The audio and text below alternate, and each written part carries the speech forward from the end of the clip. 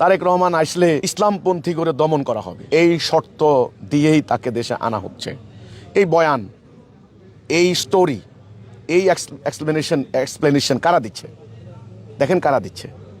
এখন এটা সত্য হতে পারে, মিথ্যা হতে পারে, হ্যাঁ। ওই যে আমরা আগে স্কুলে খবর পড়তাম, আগামীকাল বৃষ্টি হতেও পারে, নাও হতে পারে। অর্থাৎ এই খবরের কোনো বেস নাই।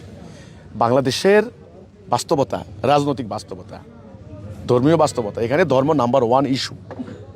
আপনি কোনো ধর্মীয় দলকে দমন করতে হলে আরেকটা ধর্মীয় দলকে প্রমোট করতে হবে। মরণটা তো এখানে হবে।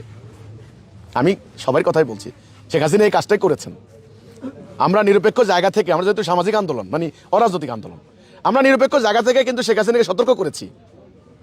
আপনারা জামাত সহ অন্যান্য সংগঠনকে দমন করার জন্য ওই কওমি ঘরানার এনাদেরকে আইনে রাজপথ চিনাই দিলেন, এদেরকে প্রমোট করলেন, এটা সবাই জানে।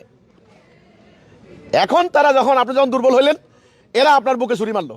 কওমি জননী তারাই বলেছে, এখন তারাই বলছে শয়তান পালাইছে ইন্ডিয়া। দেখেন তারেক জিয়া সাহেব যদি আইসা যদি নির্দিষ্ট কোনো দলকে দমন করতে যায়, ধর্মীয় দলকে, তাহলে ওনাকে ওটা মোকাবেলা করার জন্য আরেকটা দলকে প্রমোট করতে হবে।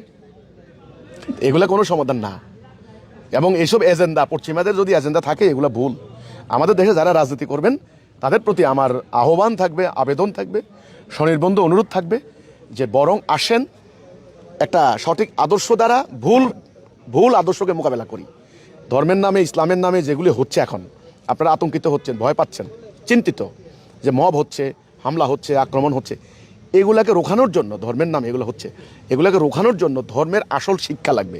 এটাকে বলা হয় counter narrative, counter narration, counter ideology, এটা লাগবে। সেটা আমরা দিচ্ছি।